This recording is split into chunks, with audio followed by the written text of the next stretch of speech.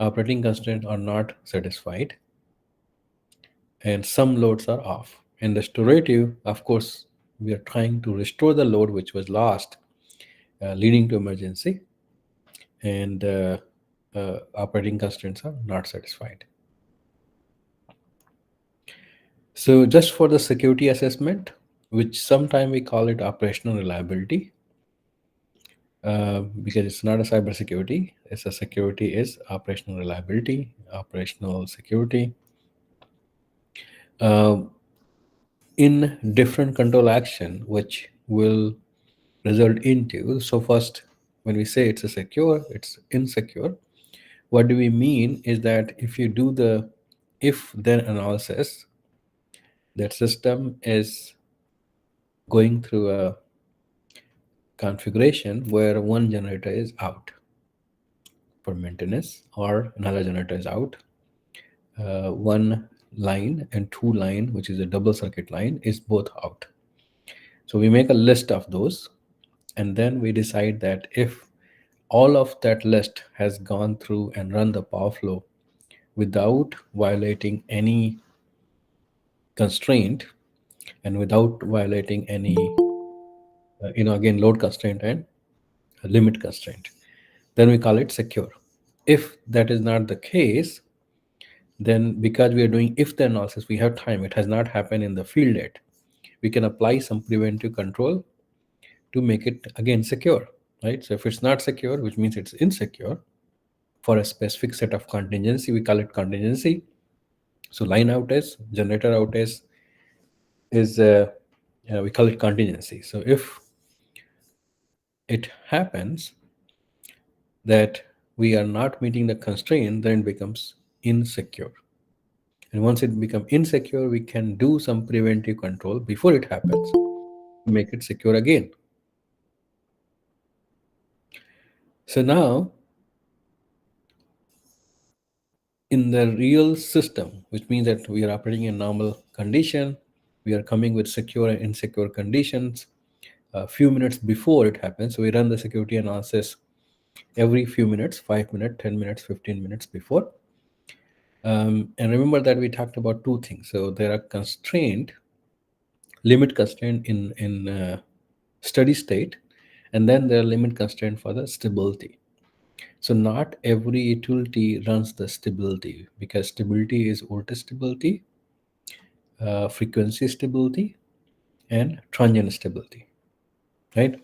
So because not everyone runs the all of these due to the computational burden that will take, plus being preventive requires you to be a little bit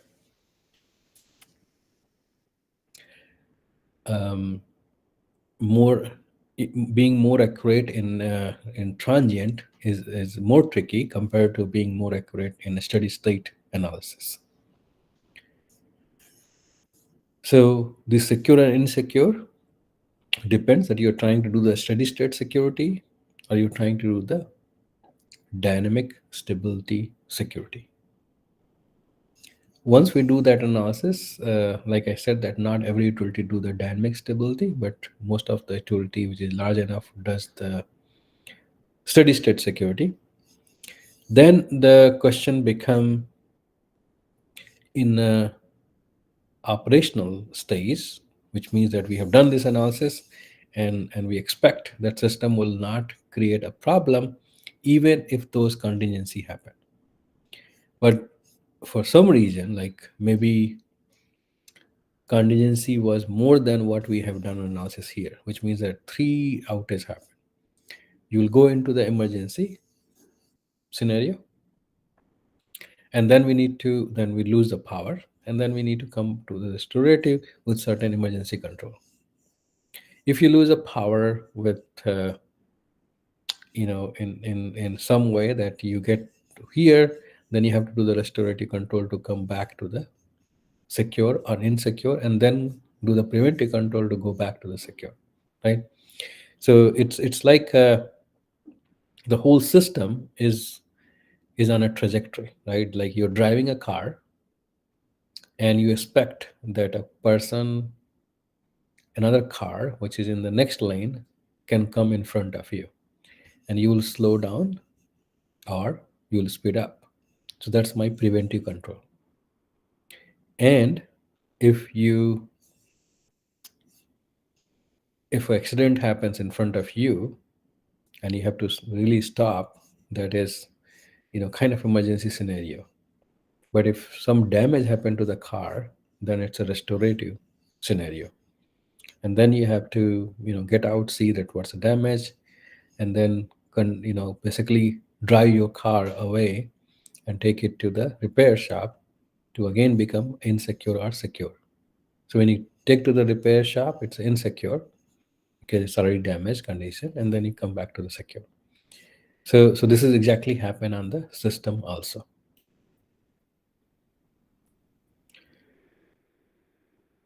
So now, talking about more about secure versus insecure, like we talked about, that we have a list, which is a contingency list of different possible line and generator outages, right? And if the system is still reliable, which means still able to supply, which is estimated to power without violating any constraint, it's a secure. And insecure, the other point is that when you do this analysis, it's being done in few minutes before. When you do it few minutes before, your system state that you have is not too much far from real state. If you do it hours ahead, it will you might lead to more error. If you do day ahead, it might lead to more error, right? So if you're trying to predict a way in advance, the chances of higher accuracy is less, right? If you're trying to only predict few minutes before, chances is that you'll predict it in the right way, right, or very close to the real thing.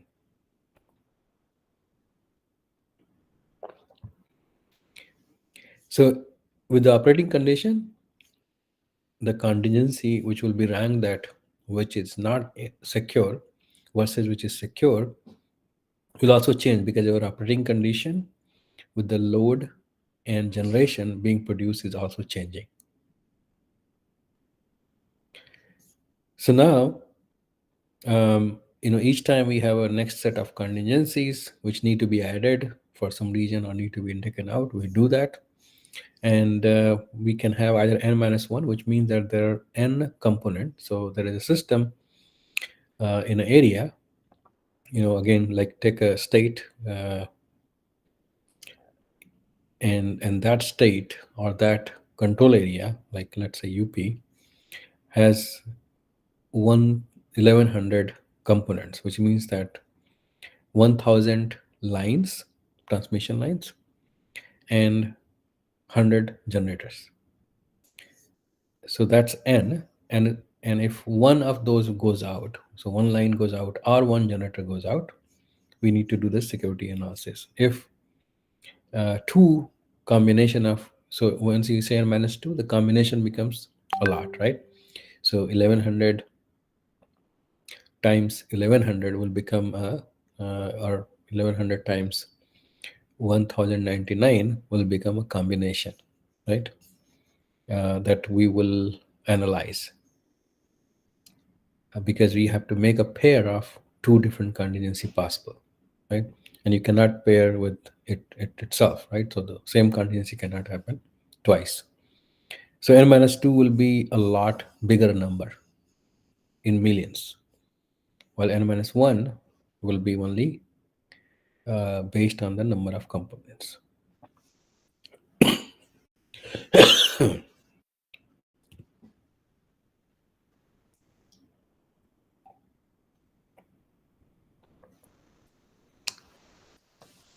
So now talking about how do we do security analysis. So first one is that we do the limit checking, which means that any violation on the voltage and the overload. And then we do the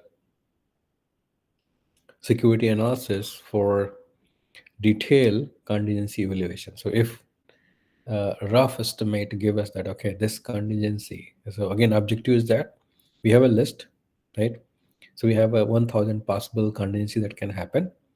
We want to see that which one will violate, which will result into voltage at the node or overflow on the line violation.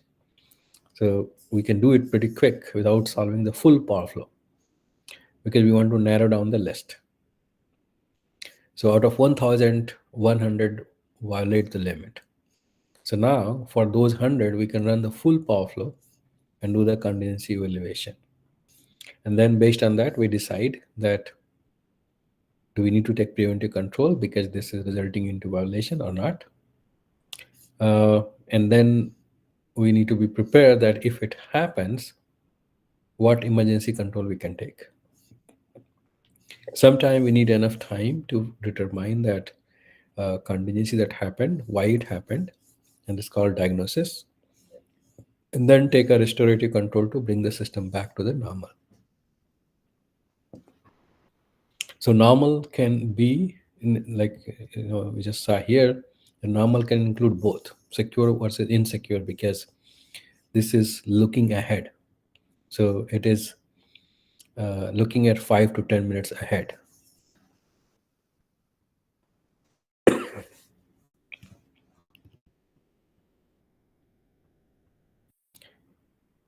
So going back to the whole process of that, how we get the data and do this analysis. Uh, from SCADA, we get the measurement, right? Then we do some filtering and pre-processing of that data. Then we talked about that we do the state estimation, which is basically fitting this measurement into the system model, because we know that every measurement are correlated with the system characteristic and system parameters. After state estimation, we can now do the security monitoring, which means that we have a list and we will run power flow uh, like one iteration or some other way of like DC power flow. So it's a quick, and we can find out, narrow down the list. Even though now computational power has changed so much that we can actually run the all contingency and still run it in a few seconds, right? Earlier, like let's say even 20 years before, it was not possible to run millions of contingency in a few minutes. And that's why we used to select first and then do the detail analysis, detailed power flow analysis for the selected ones. And if you want to take a control action, sometime you need to solve the optimal power flow, which will tell us the control decision. But still, it's needed to select it down by rough analysis and only do detailed analysis for selected contingency. Why? Because we are not only now we are looking at not only steady state, but also dynamic stability analysis. And for that one, it does take time because you're solving a transient stability or which takes so in a power flow we typically solve algebraic equation or matrix manipulation. In a transient analysis we have to also solve differential equation, and that makes it more time taking.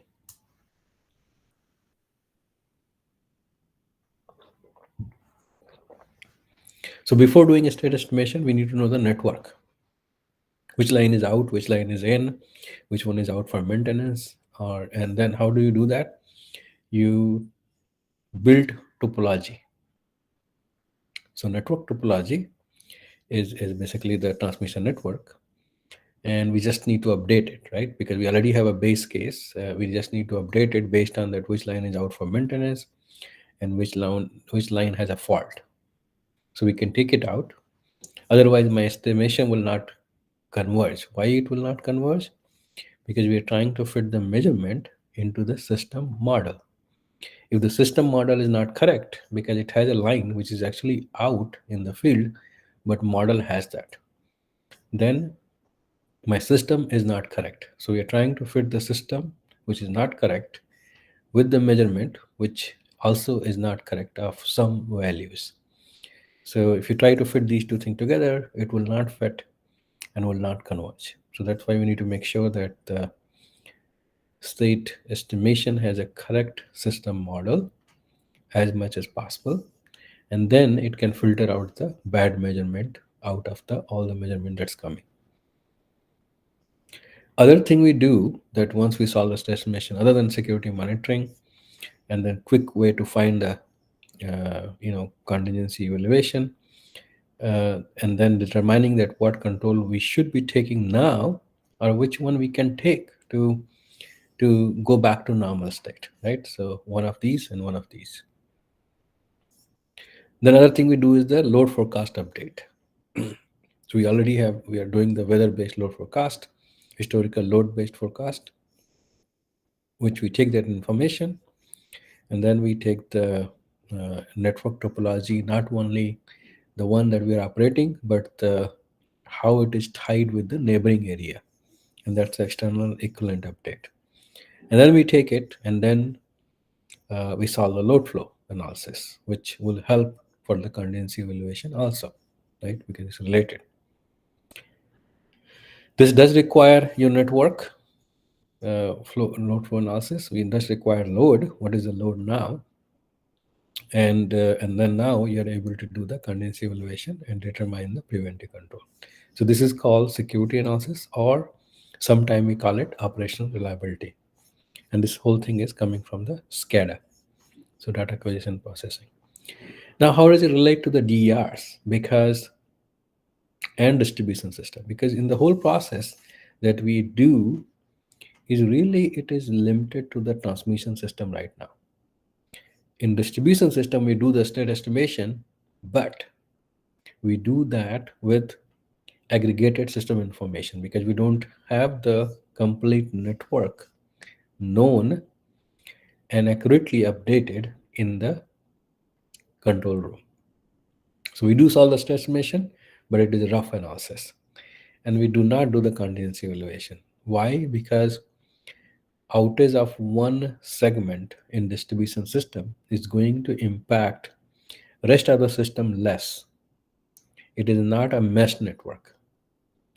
Mesh network in distribution system is, rare. If there are any, it will be less than 0.5% in the much bigger city. Mesh network is more reliable because if you miss the one path to reach a data point which is consuming the power, you can reach from another path, right? In a radial network, that will not be possible, because if you're going to only feed, and we will talk about that more later in distributed system modeling. But now the question is that if there are DERs, it will change my contingency evaluation. It will change because it can feed the power locally. So how do we integrate DER and distribution system network into this whole contingency analysis, doing it separately but still influencing the transmission system security analysis? So this is one of the research topic. We don't have a software, we don't have a network, we don't have a solution which is already in practice in field, that how to do the security analysis or operational reliability analysis with active distribution system or DR rich distribution system. So this is some question to think about and finding a right solution for this. So let me stop here and see if you have any questions.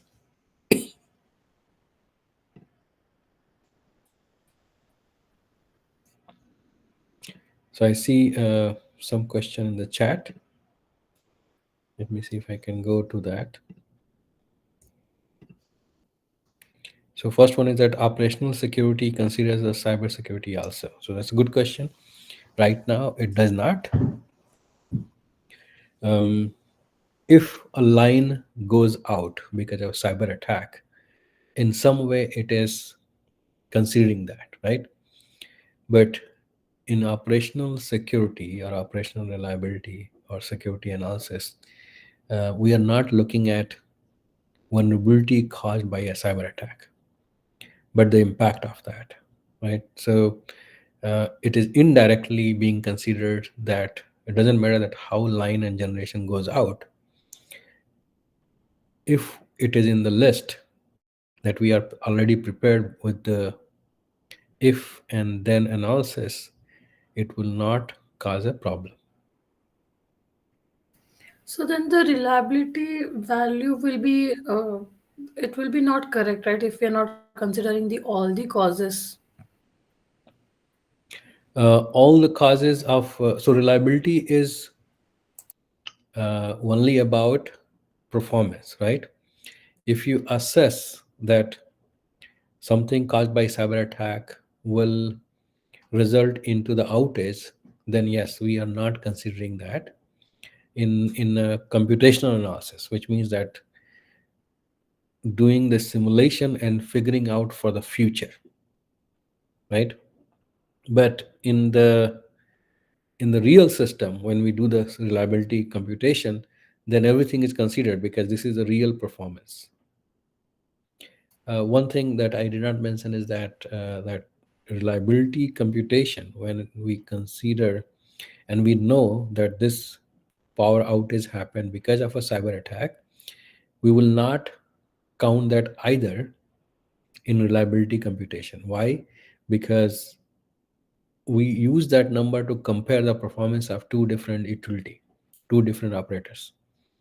And if one was subject to the cyber attack and one was not, then it will be unfair to count the cyber attack. So there are these open question that what is the best way to integrate cyber security analysis into the reliability, into the operational security analysis. And these all are so new, and even though these attacks are happening, but because the outage caused by cyber attack, at least in public domain, we are not putting those information, is not very often. So what will be the best way to integrate the cybersecurity based outage practices in these operational existing practices is still open question, and everyone is trying to figure it out. How to integrate DR, how to integrate cyber attack, how to integrate the cybersecurity analysis into reliability and operational security. So, but in some papers, I have read that they say that using this algorithm, the attacks can be detected easily or it can be bypassed, and then hence this will improve the grid reliability. So, do they consider the cyber attack and like give these statements? Yes, yeah, it's possible. So in research, it exists, right? You can do the analysis for a system, and you can show that reliability has increased or security has increased. Uh, what if it has been implemented in the real field or not? That is a different question, and that has not been done. So in research, there are some cases where, you know, I mean, not some, but there are lot of paper where they show that with the cybersecurity being considered, and in one research paper, you can't show a complete picture, right? So it is only looking at one small aspect and one small way to find out it is impacting the reliability or not. It was supposed to, if you make the system more secure and any cyber attack that could have happened to cause the outage now will not happen, then it is supposed to improve reliability, right? But the whole concept of integrating into the existing operational practice in the field has not been done.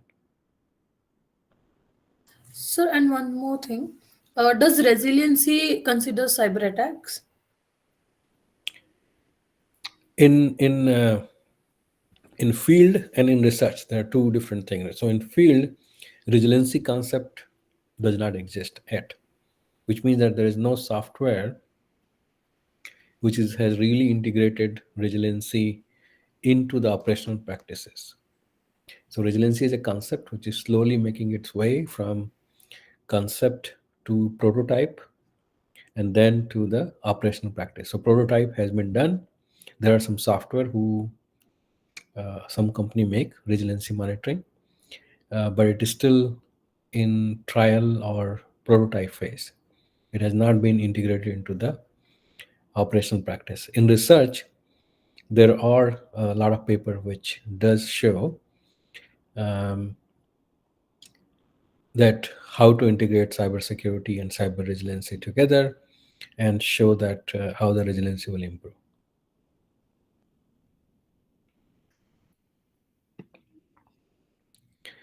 The next question is at what basis we select the contingency evaluation, what hardware software can be used for state estimation. So state estimation is building on hardware which is bringing the data, right? So state estimation is only a software because it's a set of equation we use to solve to fit the measurement into the system model.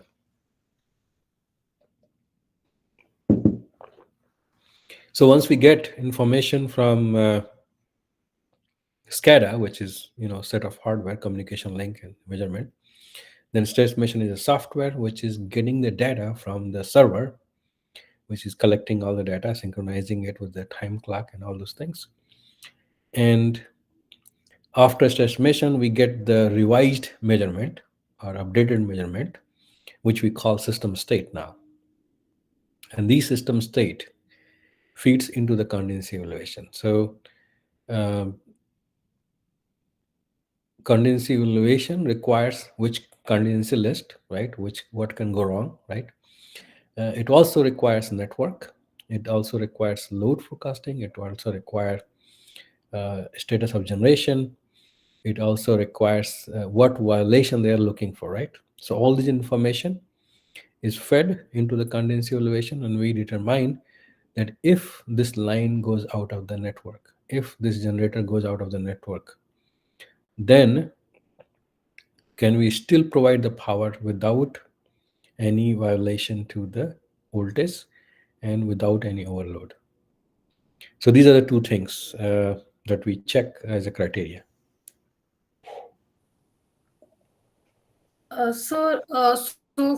Can we develop some there are a lot many algorithms of state estimation, right? So if we use that state estimation algorithm and put it into the MATLAB and then dump it into the lab view or something, and can we do the real time simulation with that? Like Yes. dumping into it in a lab view, dumping the code or algorithm into the lab view, and then connecting that with the opalati. Can it happen? Yes. Yeah, it's possible. So yeah, there are some paper on that also, that which takes the, when we say real time, the real time is defined in terms of able to solve state estimation uh, with, so you tell the time that I want state estimation to solve in 30 second, in 5 second, in 1 minute, right? Typically 30 second is okay, actually, even though we can solve in 5 second, but we don't need to solve more quicker. So let's say in a few seconds, right? So you have to set the time in 5 second, 10 second, 15 second, or 30 second.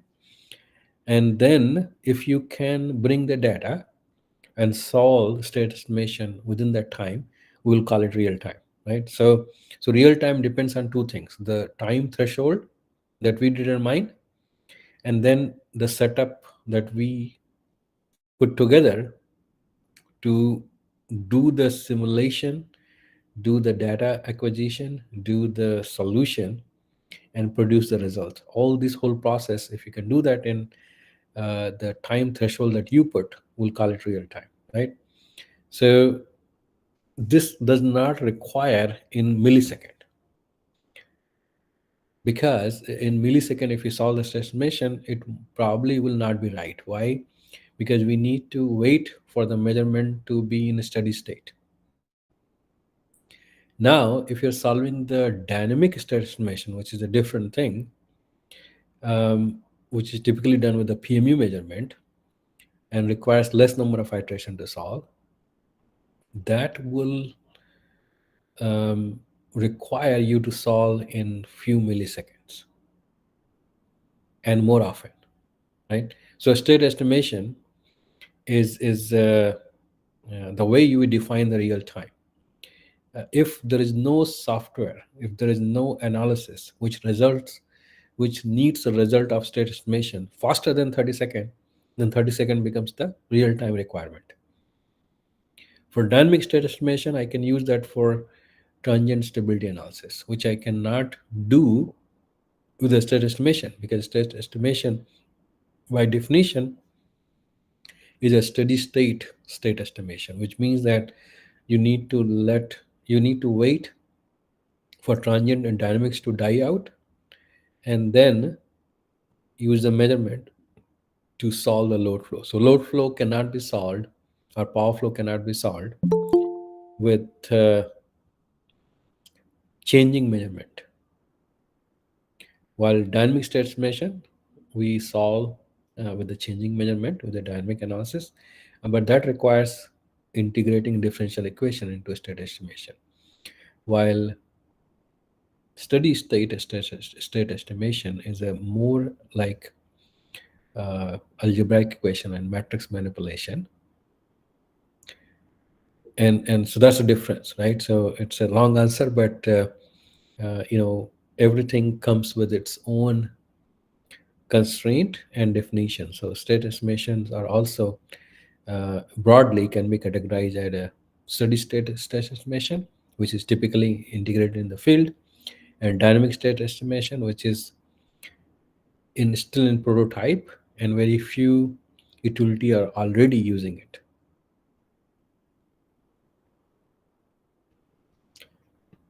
Okay, so looking at the next question, and with the introduction of PMU, we're still using SCADA measurement over PMU measurement, and how much more reliable is SCADA data?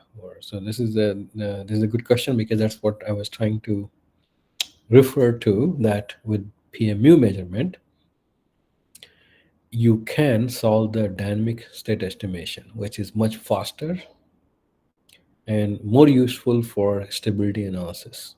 Uh, Not so much for voltage stability analysis, but more useful for transient and analysis, or dynamic analysis, stability analysis. So right now, because PMU was uh, not put at each substation with the full observability, we cannot do the same thing that we do with this kind of measurement. Uh, Plus, it cost us more money with if you want to maintain the PMU at all the nodes and use the PMU measurement and integrate with SCADA. So you can actually integrate the PMU and SCADA together. The only problem will be that PMU is at faster rate, SCADA is at slower rate. So any hybrid analysis either need to be slower or need to be aggregated, or we keep it separate because it is reported at a different rate. And that's what we went. And so most of the existing field analysis keeps it separate, because if you want to integrate together and make the PMU as a part of SCADA, it requires us to increase the speed of SCADA measurement, which is again possible because it is being measured. But the communication link and all the server, which is, or all the data collection point, need to have a more powerful storage and processing time to make it happen, which again requires a lot of money. So with the PMU, we can do a lot of more thing, especially in terms of dynamic analysis, and in terms of integrating it together to do a single thing. There are roadblocks, which is mainly caused by the cost, uh, because SCADA is slower than PMU. In terms of accuracy, SCADA is based on CT and PT, current transformer and potential transformer. PMU also is using the same CT and PT, but PMU is estimating the phasor, which is going to uh, more useful because SCADA we don't get the angle measurement. So voltage magnitude we get from SCADA, but not the voltage angle, because angle requires us to observe the signal at much faster rate and synchronize with very highly accurate clock. So in this case, PMU, it's a GPS, and because of GPS, which is very highly accurate, 1 microsecond accuracy, and even higher, we are able to observe the signal that how it is rotating on the phasor plane. And if we can observe it, we can measure the angle, which is basically rate of the change. And once we have the measure angle, we can put together a estimate for the phasor with the phasor measurement unit, which is not possible with the SCADA. It is only giving us magnitude. Angle we estimate. So in state estimation, we can estimate the angle or we can compute the angle. We don't know that it's correct or not, but because it's fitting into the system states, most probably it is very close to the angle which is real. So in terms of accuracy, because PMU is being installed at a newer substation, because it requires faster communication signal, faster communication network. So we cannot put that on the older one because the communication bandwidth is already used there. So we are putting the PMU at the substation which is more new, which has more communication bandwidth. And because it's a new substation, so it will have a CT and PT, which is more accurate. And because we have a more accurate CT and PT, higher bandwidth of communication. So typically, it's not because of PMU versus SCADA, but because of the data input and infrastructure feeding into the PMU that makes the PMU more accurate, typically compared to SCADA. But SCADA from the same substation where the PMU is being connected will be also accurate, right? So it's not a direct comparison of accuracy, but typically PMU is at the newer substation with better CT and PT and better communication link. That's why it is more, uh, you know, there are higher chances that it will be more accurate. Okay, going to the next question. How frequently the load forecast update is being updated in distributed estimation or security analysis?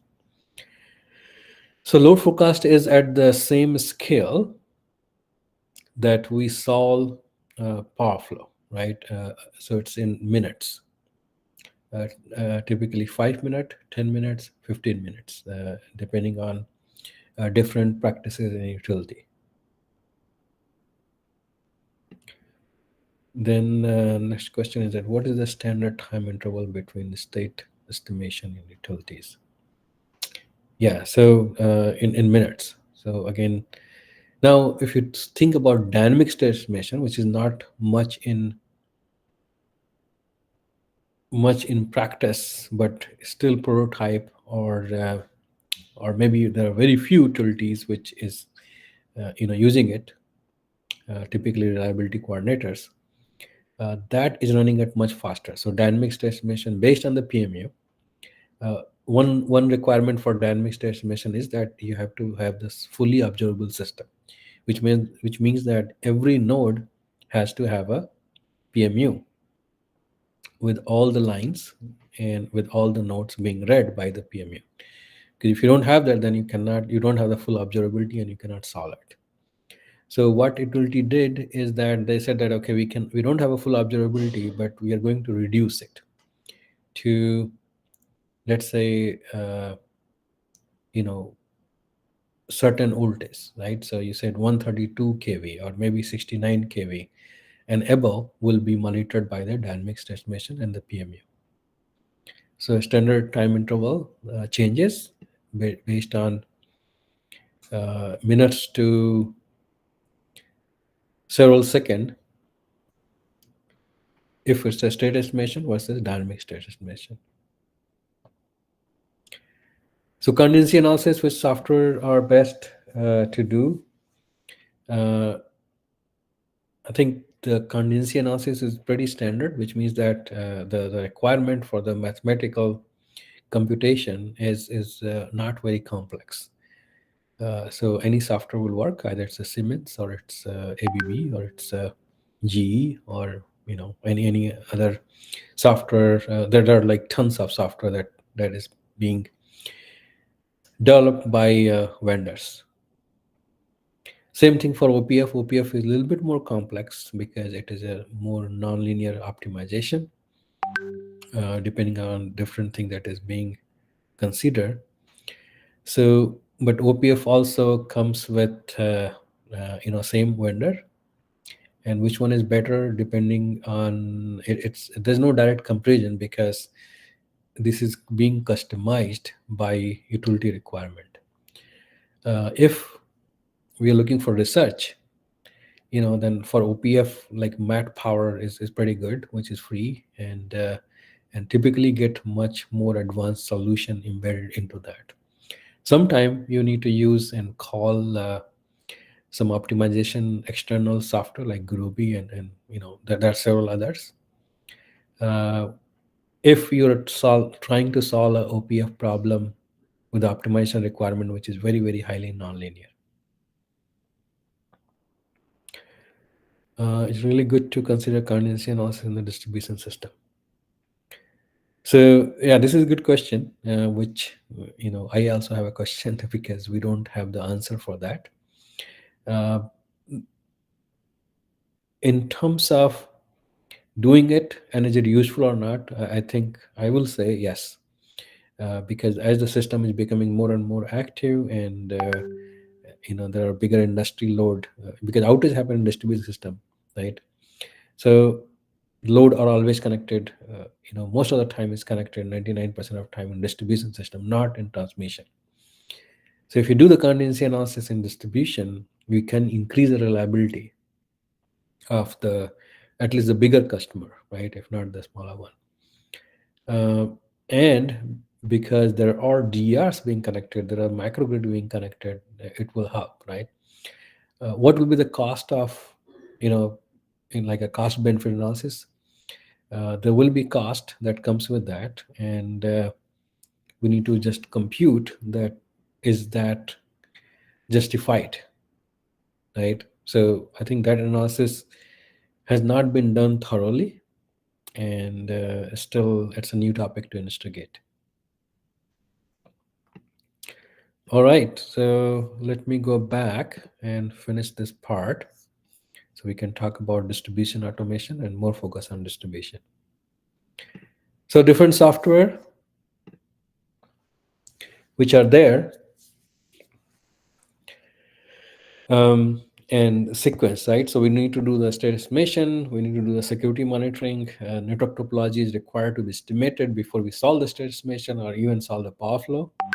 External system equivalent model is needed so that we can see that how much power is flowing to the neighboring state, because we don't know the model of that, but we need the equivalent aggregated model for the all the neighbors, which connects to the power network that we are trying to solve. Then power flow, online power flow, because it's running in the minutes, it's not a offline power flow planning. Then optimal power flow we need to determine the control actions, and then the contingency evaluation is needed, right? A lot of time when we do and see the violation or limit being violated, or limit being not met, we we do the alarm processing, which means that we have to look at all the alarm which is saying us that something is wrong, this voltage is off the limit, this power flow is off the limit, this power generated is off the limit, temperature is very high in this transformer, all this different kind of alarm, the fan is not running in this substation, right? Which of course will result into two alarm, right? So fan is not running and it's being heated. So once we get all these alarm, we need to first find out how critical is this alarm? Is it normal or it is not? If it is alarm is not much there, and temperature is high but everything is being met, so we are still in normal, right? We need to do something, but we don't need to do something immediately. So if we are still operating normal, which means that there is no violation and there is no outage, we will call it normal, even though alarm is still coming and saying us that there is a more heated generator at this location or transformer or line. We will do the security analysis. We will do the transaction as the power transfer is needed, and then apply some preventive control that okay, why it is heating, and make it less, redispatch the generation, less, like make the power out of that generator less because it's being heated, or transformer. We need to find out that is it why it is being heated, and make the power transfer through the transformer less. So that's all preventive control, right? Before something wrong happens. If alarm is saying it's not a normal, which means the outage already happened, something is out, then we need to find out why the outage happened, right? And then look at the fault that caused that outage, and then take the remedial now. So we cannot take the preventive, but we have to take the remedial and fix and bring that power back to that region. So here are some of the energy control center that how it looks like. Every utility has a different. Typically, there is a big monitor on the screen on the wall, and then each operator which is looking at different aspect. So someone is looking at that, is power transfer to my neighbor is same as we expect, as we planned. Someone is looking at that every voltage is good. Someone is doing the security analysis, which means that they are looking for the future if then analysis, that if this goes wrong, what will system look like. Someone is looking at renewable generation. Someone is looking at the frequency stability analysis, right? So every desk has a different job, and that's what they focus on. All the information is shown on the top, so that if you in one of the operator desk depends on operation of someone else, they can look at the big picture also. There is supervisor also. There is a support team of engineers that they are helping them, so they can ask, they can text, and ask that, give me this and give me additional information, and that's they get, and they are the responsible to keep the power going and minimize the outage. This control center has evolved over time, and if you think about different applications that has come in the control room, this mainly happened first. It was all paper, right? There was no computation, and then we were operating more relying on the automatic control, and then being reactive as things goes wrong. But then we realized that after a big blackout that happened in 1965, that we can use computer and then can solve things more quickly. Then we added security application in 1970s, and then state estimation and security analysis are very common now. Most of the bigger utilities do that. Very small utilities are still not doing state estimation, even though they do have capability, because the data that they're getting is not right, and it requires some more money to put there to make the data right. But most of the bigger one are using all this information. There's a good paper, in 2005 that was published on control center and how it is evolving, right? So control center also evolved as computing evolved. So we had a computer, personal computer, then there was server, then there was a network computer. Now there are GPUs, which can do much more. Now there are cloud, right? So cloud integration into the control room has not happened much because of privacy issue, but cloud concept has been applied to some of the centers. uh, GPUs and what is the need for that will be the next thing with especially the machine learning algorithm and the cyber security. So all these things and information integration. How do you bring the information so that, yeah, there are two objectives, right? That we want operator to make a right decision, but the second thing is that we want them to not be overloaded with information. They cannot make a decision if there are too much information is displayed on them. Other thing that happened in the past was deregulation or the market, and that came in 1990. That resulted into a different set of software being installed in the control room to monitor the market. There was ISOs, which is Independent System Operator, which is typically a collection of multiple utility coming together and setting up this non-profit organization, which will monitor them overall in terms of market. There's also this RTOs or regional transmission operator, which is looking at the bigger region beyond the utility areas, and they help each utility to operate together. Electricity market like had changed the way we operate the control center. Like I said, that 1990 and 2000, uh, it is not everywhere. So electricity market does not exist in each and every region, but I would say almost 50%. And now DUMS, which is DR management system, is being integrated into the control room. Other than all these new concept, cloud and cybersecurity concepts, which already existed in different control center, which is, we talked about that network operation center and security operation center. But what information needs to be exchanged, that is still evolving. Does not much exist today. And then GPUs. So how does market work? Very quick overview. So you got this generation, transmission, load, right, and distribution.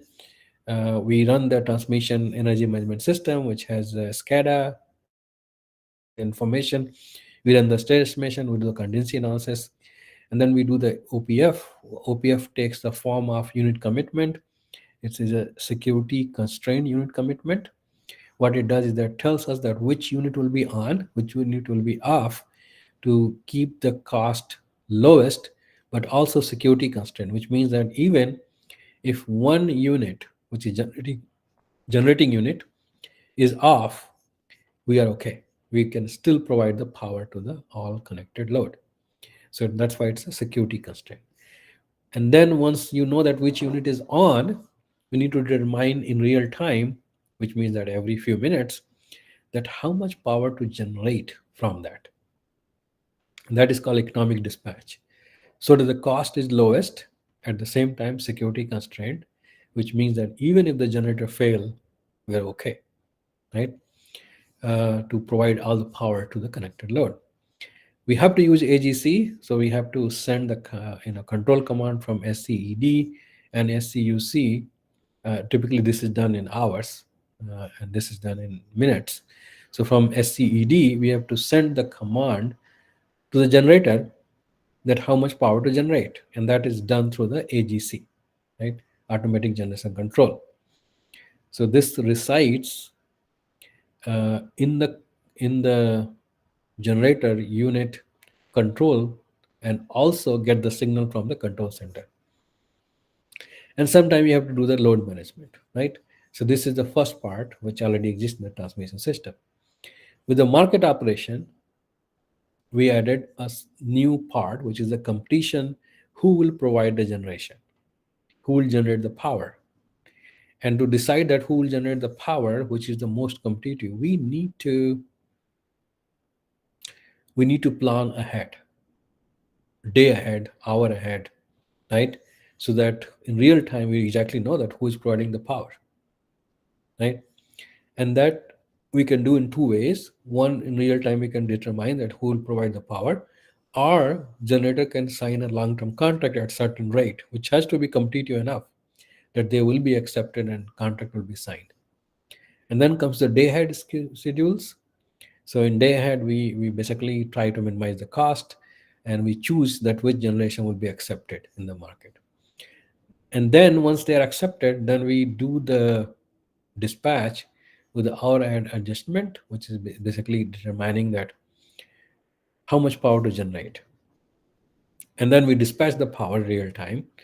But what we told the generation to do to give us the power to meet all the load will may not be the same thing as needed for as we told them, right? Because some load has changed, some contingency has happened, and then some load has increased, some line went out. So the real time dispatch which happened may not be the same thing as we told for hour ahead or minutes ahead. And that's why billing will be slightly different than what was planned.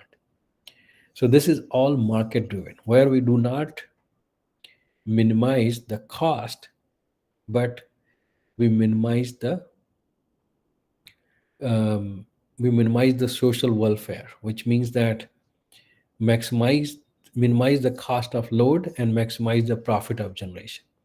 And that's what we take in market, and that's a big difference between the economics based operation versus market based operation. So in market based operation, you're operating the grid as a business where supplier need to make a profit, and demand need to minimize its cost, and both together becomes the objective. Instead, in here, where we are only trying to minimize the cost. So how do they know that what cost need to be minimized? Is basically we get the offer from generation. They will say that I will provide the power at this cost. Another generation will also give another cost estimate, and then we solve this whole thing and give them the price, right? And then finally we do the settlement after this process and do the bill. So there are a lot of players in the market. ISO, independent system operator, which solve this market operation. There's RTO, regional transmission operator, which provides the transmission. We try to not. There's a different model in every country, in every states, but we try to not introduce competition in terms of who will provide the cheaper transmission, what will be the bid. But we try to do that only at the generation level. In some countries, in some places, we also try to do the market competition between the different transmission provider, which is a little bit risky, because if your generation is accepted and transmission is not, it's a problem, right? So if you do the transmission market, you have to do that much in advance, right? So again, that's the main difference, that it is not a cost based operation or minimal cost based operation, but it is a uh, business, which means that maximize the profit for the stakeholders and minimize the cost, both together, and it does result into a different solution. Generation companies is of course important, which will bid in the market. Load serving entities. So now we got this new entity which represents a group of load, and they will say that we will consume the power at this rate, and they bid also in the market. And the control center, which play different roles in different levels, right? We have same SCADA and AGC, which will feed and take the control action. It does the load frequency control, which means that it adjusts the frequency, it drops the load as needed. If the frequency is higher, it drops some load. If the frequency is, in other way, if the frequency is high, then it means that generation is more and load is less. So it has to drop the generation. If the frequency is low, then it means the load is high and generation is less. So it will do the opposite way. Load forecasting, which will be looking at, you know, basically at minute scale, and provide what is the load looks like. And then RTU communication, right? So these remains the same even in the market.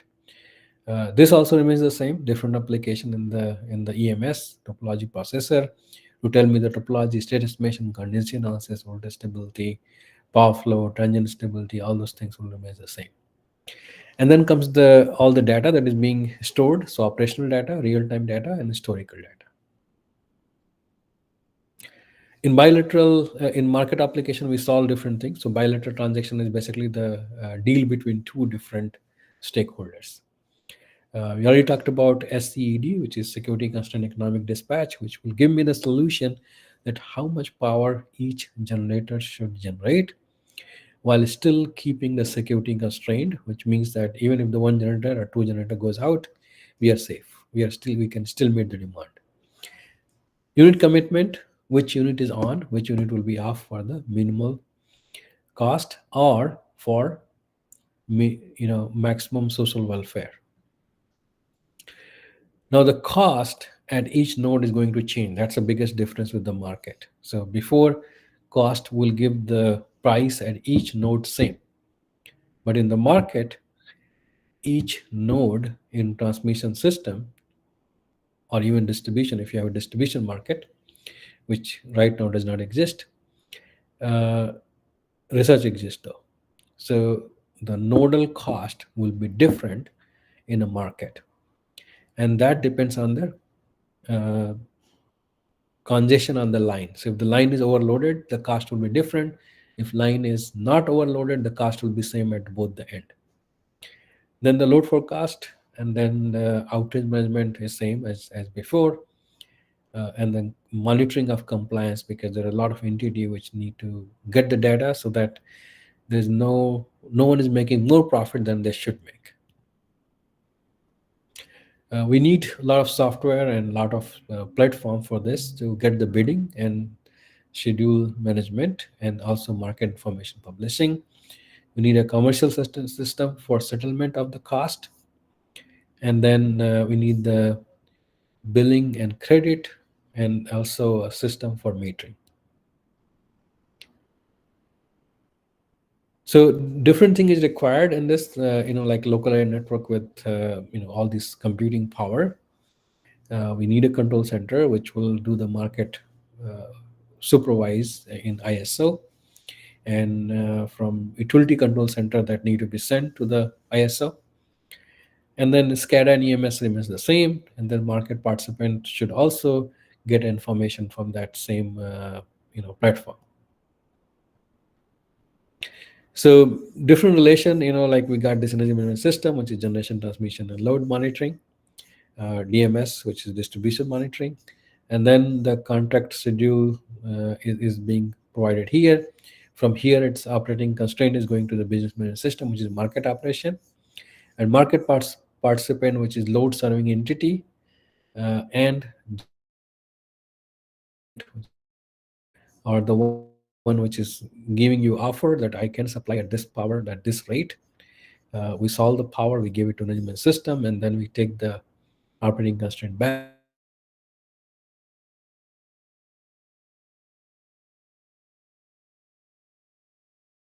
Of course, DER, so DER and renewables is being integrated, cybersecurity, distribution automation, which we'll talk next. And at the same time, we want a more open, more flexible system to operate the grid while integrating all these new changes and decentralization, which typically means that we don't want to give transmission, generation, and everything together to a single entity, because they will be in more advantage. So decentralization is required before we implement the market. Uh, to handle the challenges, there are some enabling technology. Of course, we have a more advanced communication protocol, distributed computing system, distributed generating system, and with all these things with the object technology and component technology. And then there is a middleware, which is a technology to connect things. And then the other thing is just computing technology, which is agent technology. And then we have a lot of these new sensor, which we already talked a little bit, PMUs, PMUs, which is in there. And then we have a data science and machine learning kind of solution, which can be applied, which will look at some of these, and several different control and optimization.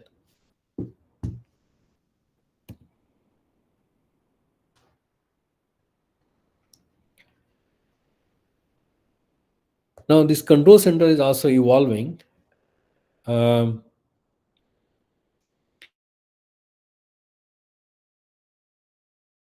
in terms of SCADA, EMS, and business battery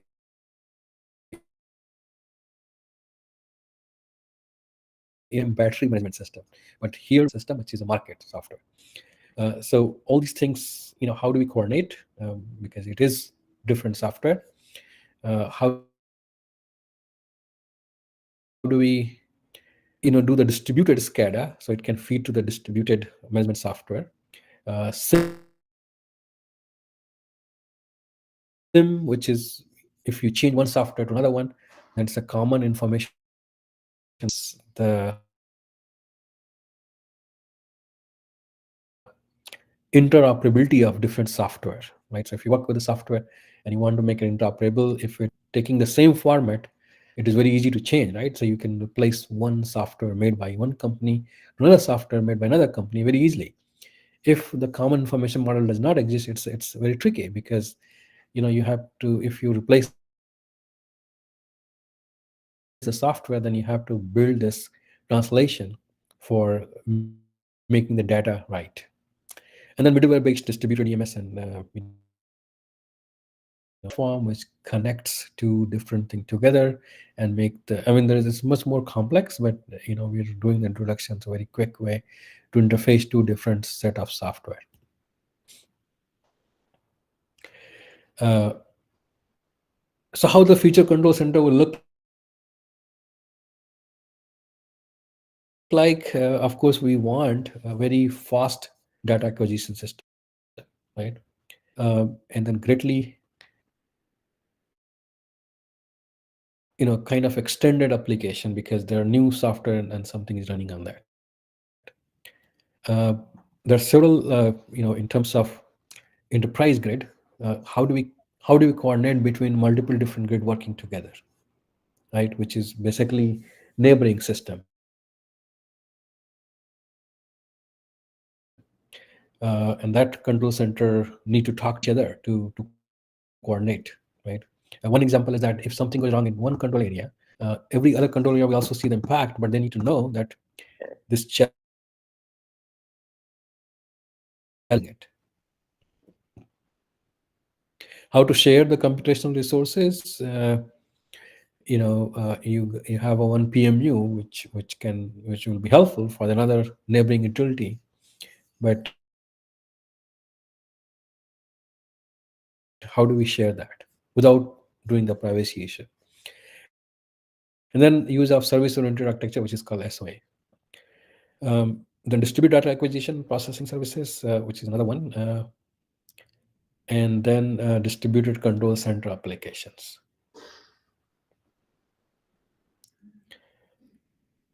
So continuing on, like other thing will be that how do we how do we monitor the market so it is not benefiting someone? How do we integrate the PMUs? Dynamic security, which is possible because of PMU at the fast rate of data. How to visualize so that operator is not stressed out with a lot of these information. How to make the system more self-healing and resilient, and then how to keep the system more secure and cyber resilient, which is of course you know topic of this whole course.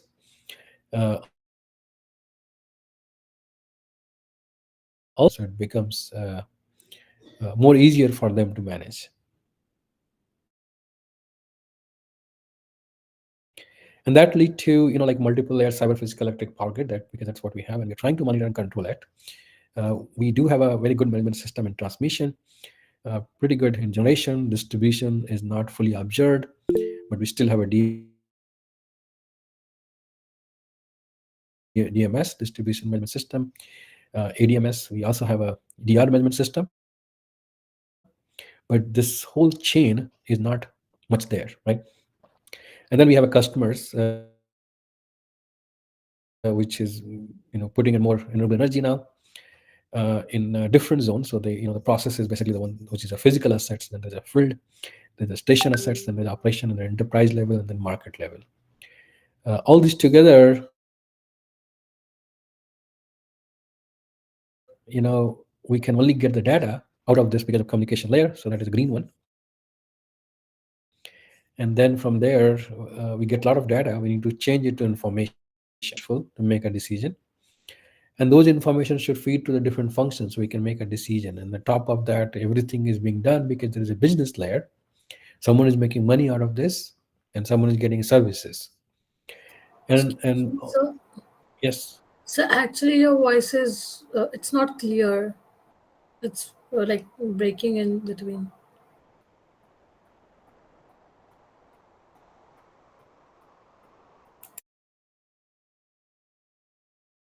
Okay. Is it for everyone or? So like around For for me many. also, it's breaking.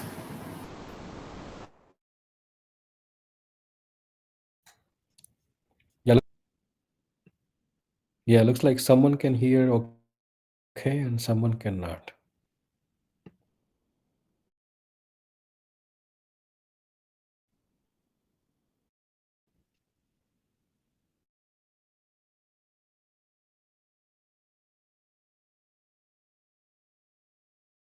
Yeah. I'm not sure if it's an internet problem.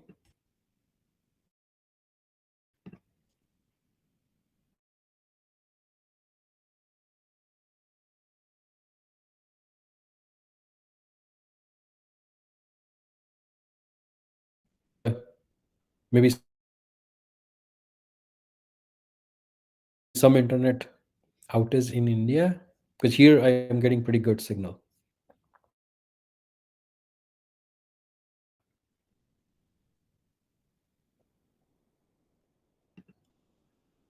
Yeah, so let me continue and then I will finish this part because this is the last slide anyway. Then maybe we can take 2 minutes break and then see that what is the problem. So the top layer is business and political, which we need to make sure that all the rules and compliance is being followed.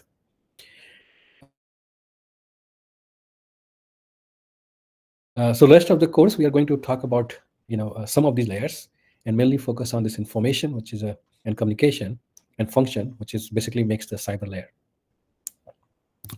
Okay, so we'll stop here and maybe take 5 minute break.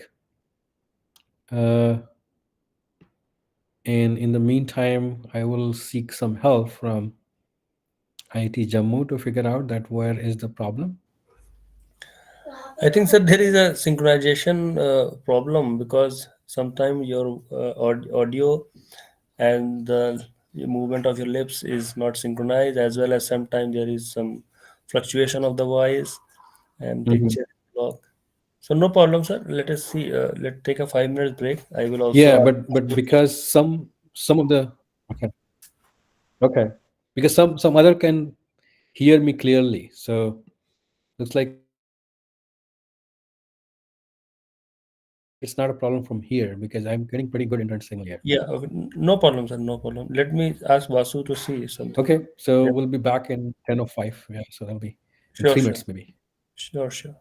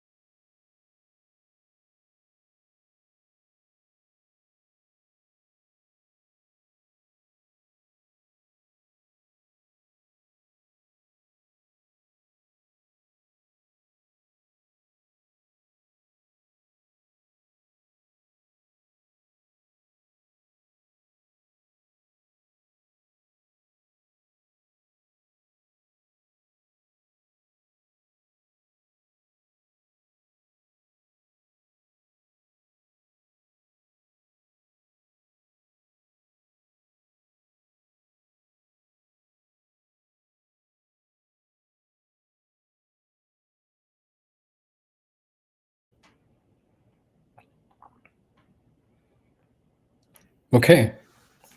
Well, Yes, yes, I sir. was asking Yeah, if you have more questions, we can address them now, and then we'll start with the next section, which is distribution automation. Please, the voice is okay now? yeah. Now it is okay. I think there may be some problem from our side because someone are saying they are hearing you better, but in IT campus Mhm. there may be some issues in our campus. Okay. Yeah. So yeah, it should be because it should be through Google server, right? Not Yeah, through Jammu. So yeah. I think it should be okay. So let me answer this question: can a bigger player on distribution grid, say generation and supplying large powered peak load, manipulate the energy market? So very good question.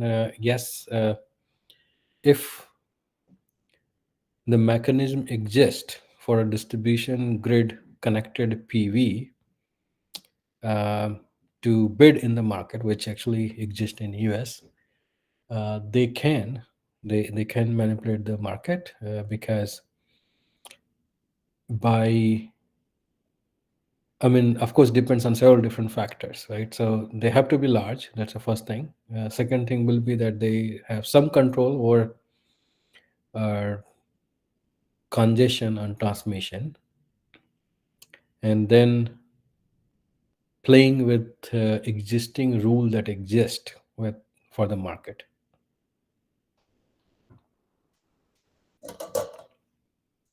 Okay. Well, so now the introduction part is done, which was important because we need to look at that. How do we operate the grid? Even though it was pretty quick and not much detail, but it helps us to know that it helps us to know that how it is different than distribution system and how it should be modified to to take the DER, because those are all designed without considering higher number of DERs and active distribution system and cyber resiliency and cyber security in mind, right? Other question that I see is that use of AIML for cyber attack detection, still an active and open research area.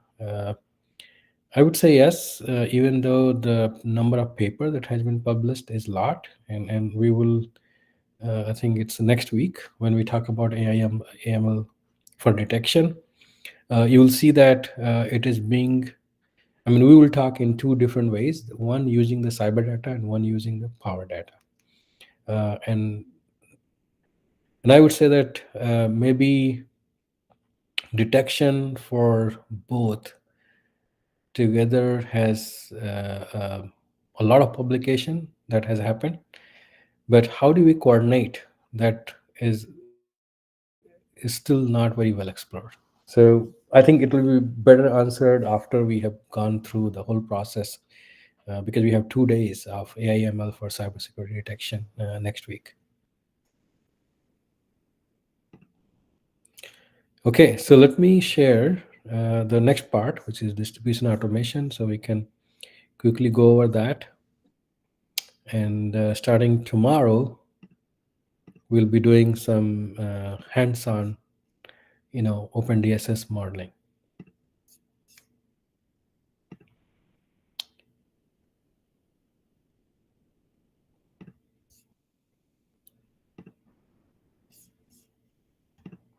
So next thing we are going to talk about is distribution automation, which is, is a natural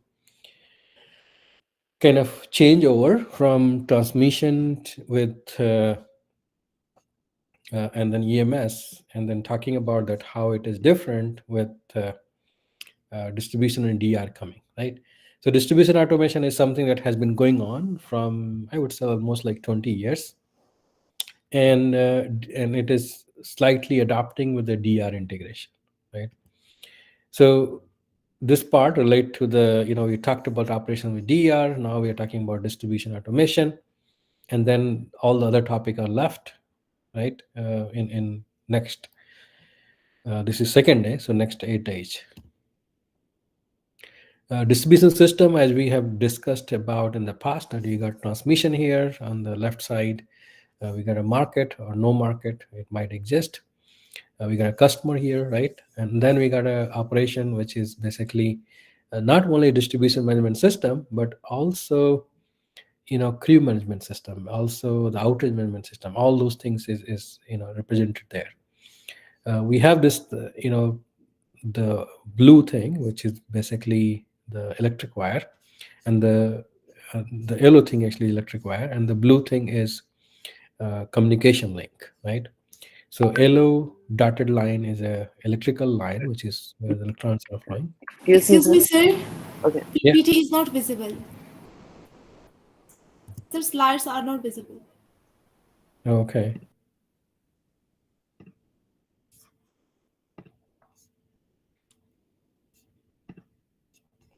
So it was visible before, right? And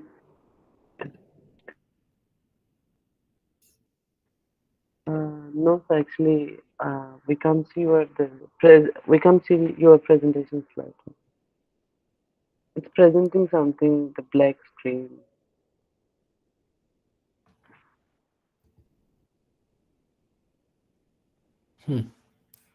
So no one sees the slides. No, sir. It's we can see some black. Yeah, black screen. No, sir, it's not visible from my side.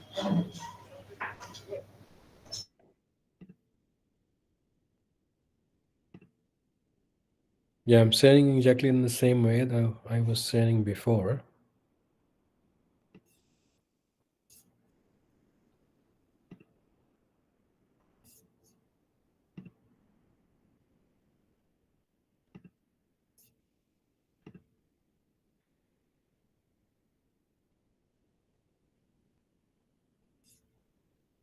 Do you see it now? No, No, sir. sir, Actually, it is not visible. yes, sir. Not visible. Okay, let me try to disconnect and join again and see if it helps.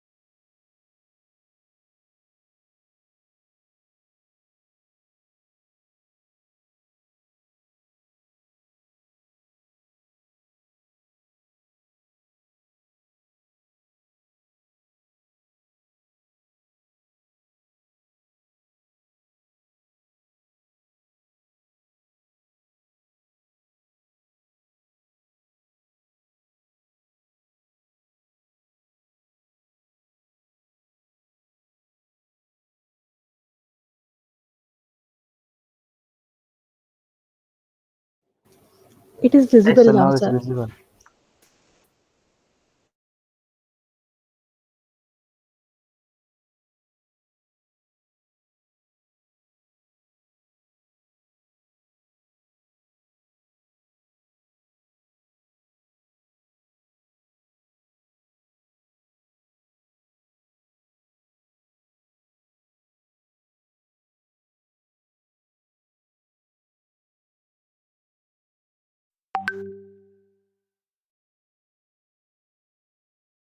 Excuse me, sir. You are not audible,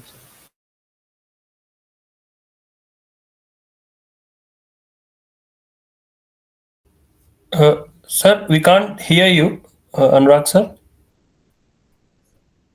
Yeah, how about No, now now? it is fine. Now it is fine. Okay. Okay.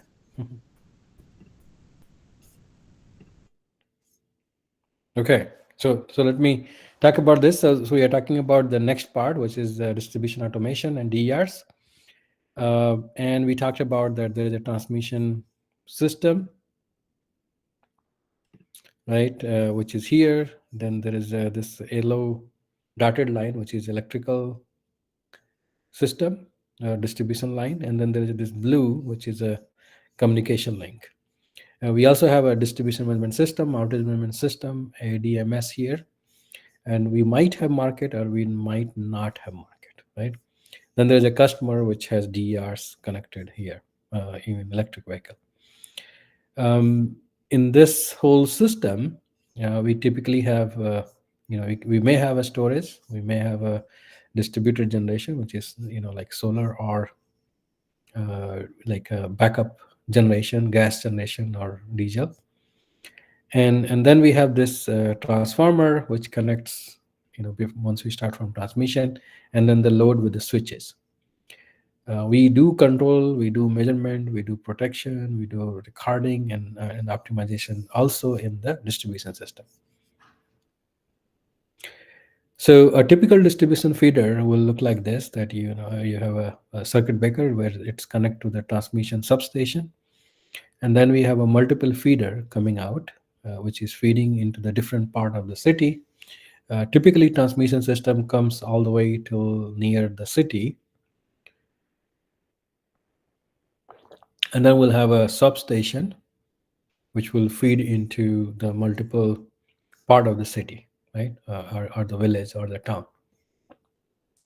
One of the feeder, like, it will be all similar, but one of the feeder is basically could be 4-wire system or 3-wire system. If it's a 4-wire, it will have a 3-phase and ground, right, or basically neutral. And these 3-phase and neutral will go into a different part of the town, and 2-phase will typically feed, while 3-phase will feed the industrial load. Sometime we have this combination of single phase, 3-phase going into different part of the town, and each phase will end with, at the transformer, where it will feed to the house, or near a transformer which will feed it to the commercial location or industry location. Some of these are also going to end with open tie switch, and that means that it is going to tie with exactly another feeder like this, but normally open here. And if I close it, I have to open somewhere here, right? Why? So that these houses can be transferred from this feeder to another feeder which is neighboring. Okay, and then we have this sectionalizing switch which can open this whole part with a reclosure, which can reclose by its own once the fault is gone. So reclosure is a switch which sense the fault, open breakers, but once the fault is gone, it does not know the fault is gone, but it will try again to close, and if it does not see a fault, it will close the circuit. If it sees a fault, it will open again. Sometime we set it up to try 3 times, which generally means that lot of these faults are temporary. So fault happens, but it will be lost, right? It will be gone in few minutes, and that makes sense that we close the reclosure to try out, and once it happens that fault is not there, then it will keep close. But if after 3 times it will lock out, which means that it will not close, but manual inspection is required that why fault is still there. If a fault, if a, like if it is caused by a like a bird or a squirrel or something like that, it will be temporary, and that's why reclosure will close that and everything will be fine. But if it is caused by a tree falling on the line, our pole has has gone bad because of a storm, then this reclosure should, after 3 trials, should keep it open, and we need to send a crew to fix that fault, fallen line because of tree falling, and then close it. So there are some 3-phase load, there are some single phase load which is connected here, and then some of these laterals are tying with the exactly same feeder. So maybe feeder 4 is coming here and tied here, right? Feeder 2 is coming here and tied here, right? Not each, but there will be some normally open. So we have flexibility to isolate from here and feed the whole thing on the neighboring feeder. And as many redundancy we have, the chances of outage will become less and less after fault. Why? Because if the fault happens, we will open it from here and close it from here, right? We do want to operate readily. That's why if you close it, you have to open from here. If you close it, if you open it from here, then we can feed it from here, right? And then there is also this, multiple switches on the way. So it has multiple things. We could talk about substation, which is right here. It has transformer, which is near your building and house, and then one transformer which is tied with the transmission system, and then transformer which is feeding to a three-phase industrial load, and then feeders, which is basically this whole thing. It is feeding to the load. That's why it's called feeders. Then sectionalizing switches, which is here, which can make a two section. So we can take this section to another feeder and this section to another feeder. And then capacitor bank are typically connected to keep the voltage within the limit, because as it start from here, we feed the power, but over time there will be losses here and the voltage will go down. If we feed the reactive power here or compensate it, balance it out, then the voltage will become again better here. And that's why cap bank is typically put towards the end, but not many.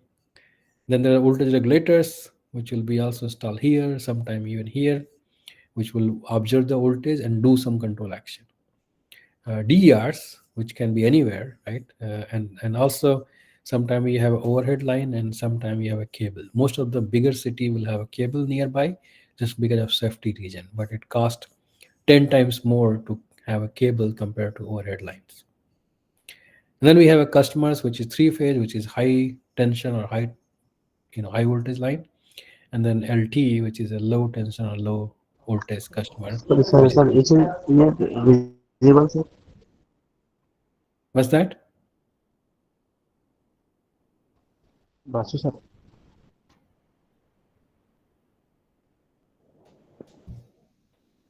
Are you able to see?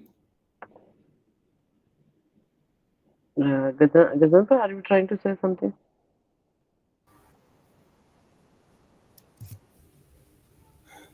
Everything is okay. Everything is fine.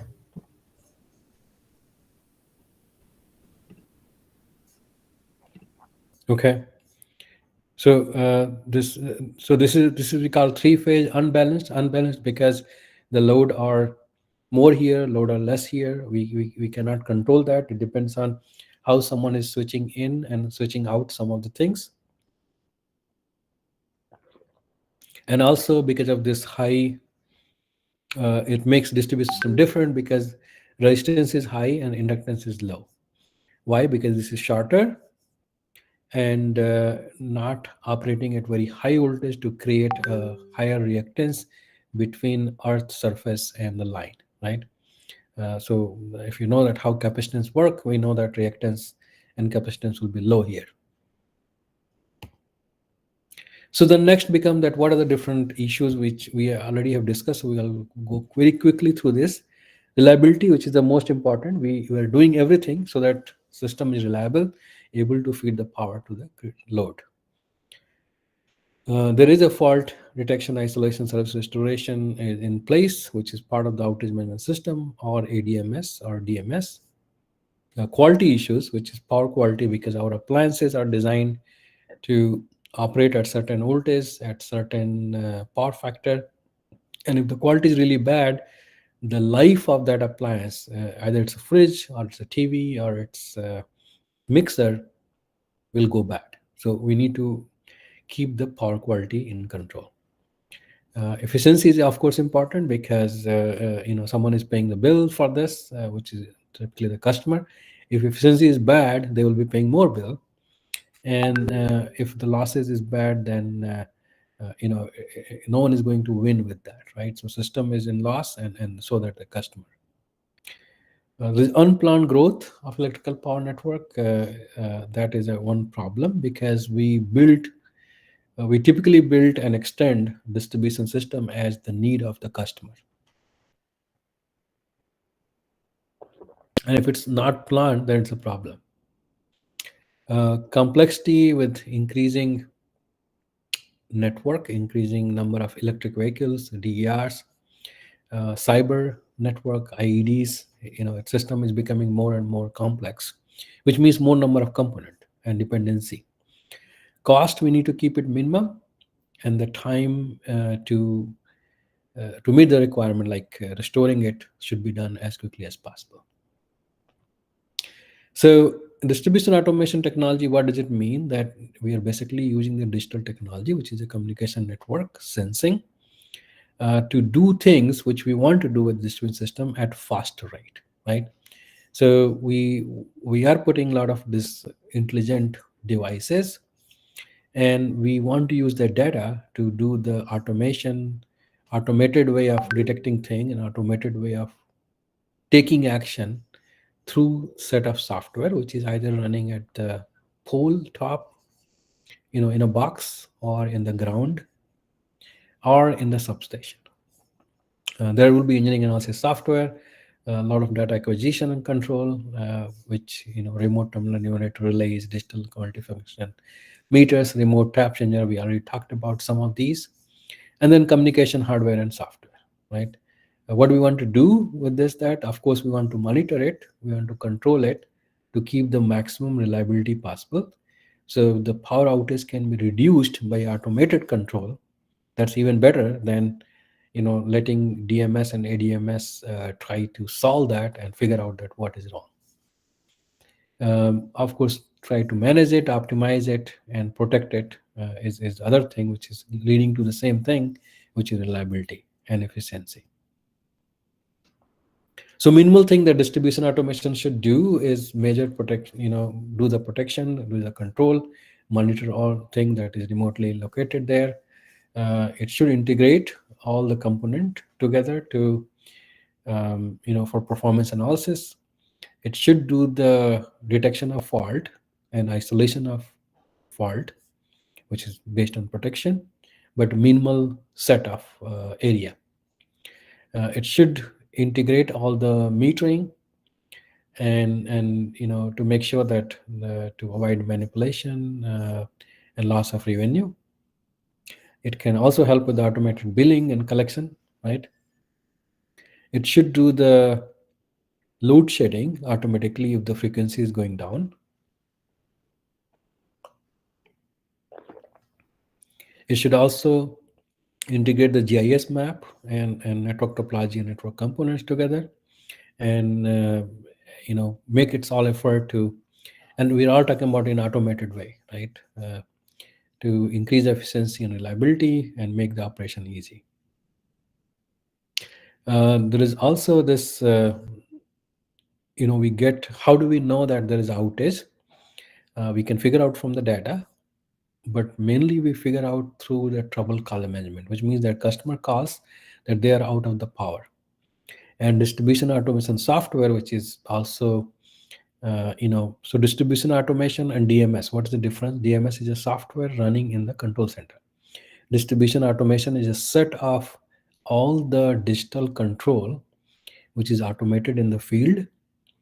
It's just like you have a SCADA, right? So distribution automation is SCADA and distribution system plus software in control center plus automatic control in uh, in the field, right? So trouble call management is very important, because if we need to figure out that where is the outage by customer call. If the customer is calling that power is out because their fuse is out, we should be able to figure that out through multiple call, and no problem in the distribution system, right? But power is still out because the fuse is blown away in that building, and able to differentiate that with fault in the distribution system, again, to do that as soon as possible is important. So there are different application: substation automation, feeder automation, customer level automation, and then that result into a lot of different network configuration in terms of locating the fault, restoring it, service, and balancing it. Distribution automation also help with the integrated volt work control, metering, automated load sharing if the frequency is down, which is rare, but it happens. Load management, and also automated mapping and facility management. Trouble call management we already talked about, and serving, doing the survey of load and energy accounting.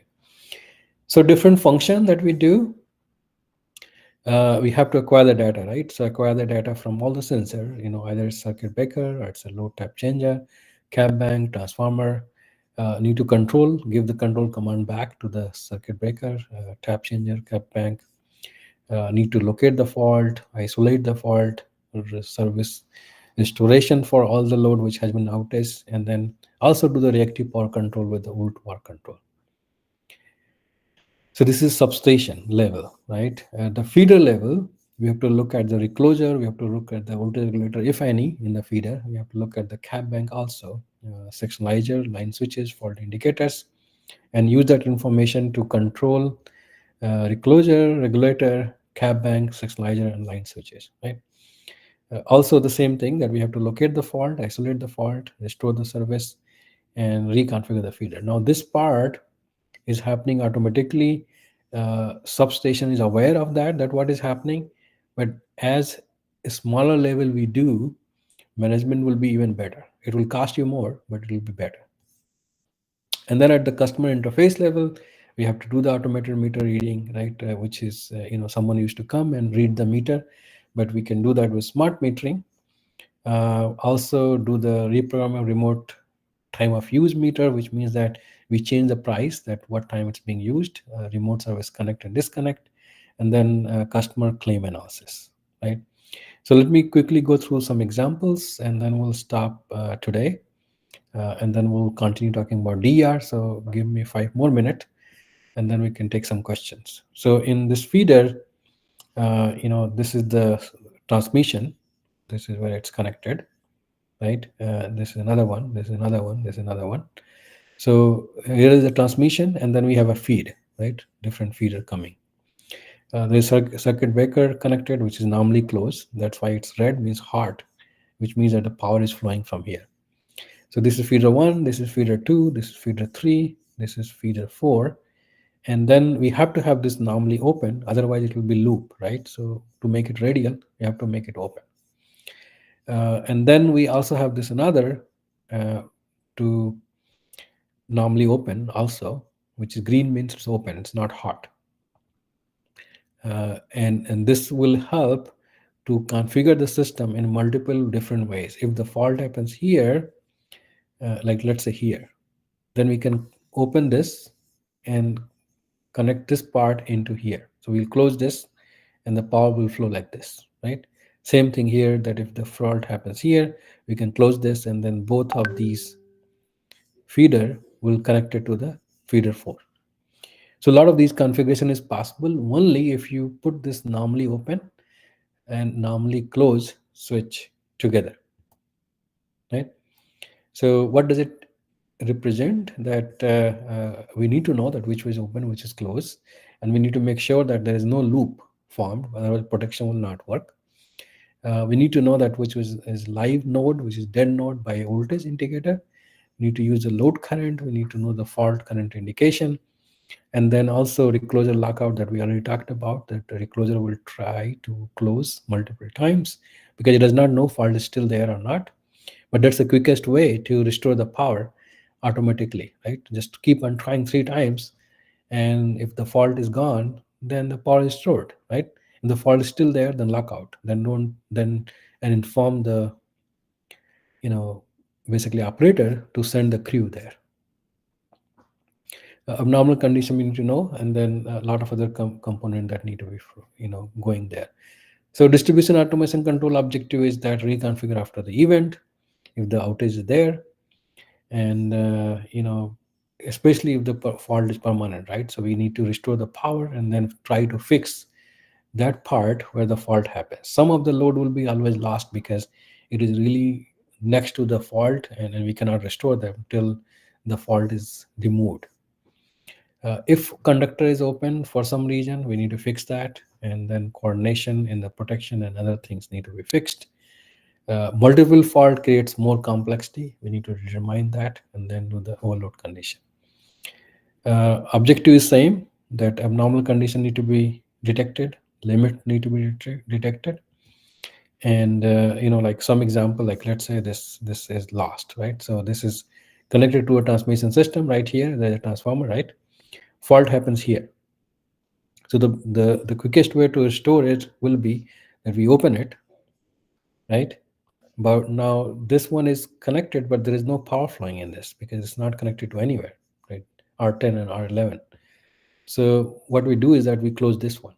If you close this one, then the power will flow from here to these two and from here to these two. So now every power is restored. All of these switches try to multiple load, right? So there's lateral here, lateral here, lateral here, lateral here. Here is also, here is also. So it is all feeding, the red switch is feeding the power to the load. So how do we know that what is the best way to reconfigure, right? Which one to restore? How do we make sure that we do not pick up the load which is more than its rating of the feeder and conductor size? So in this case, let's say this is the fault happens here, this is open, and this R12 by closing it becomes overloaded because these two load are more than it can handle right here. So what do we do is that we also close this one, which is loop formation, and we need to fix that, and we open this one here. So now by opening this one, there's no loop, but the power is fed from here, right? And then here also it is feeding to some. So in this way, the overload become less here, and the load is still being fed.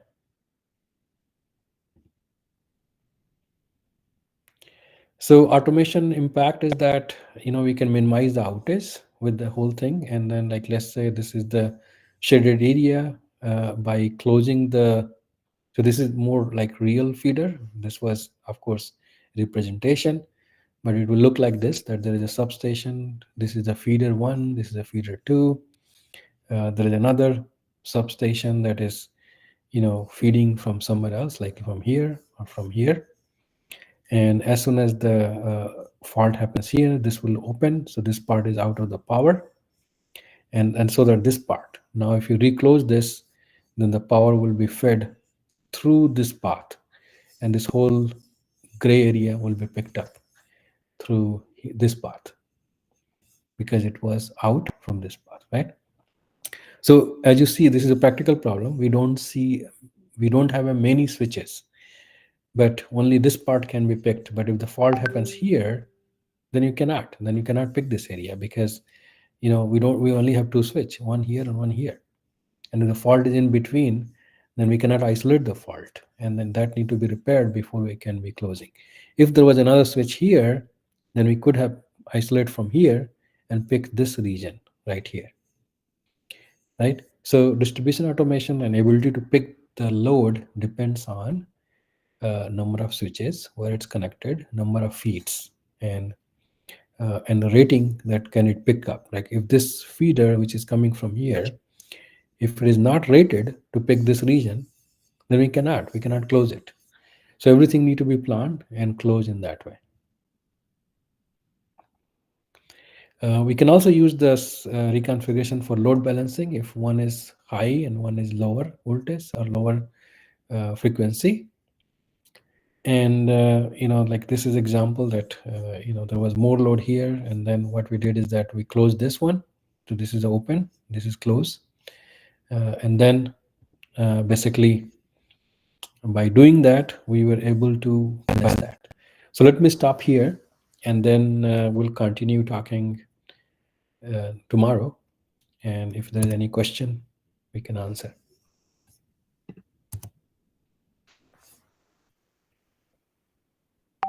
So integrated volt var we'll talk tomorrow.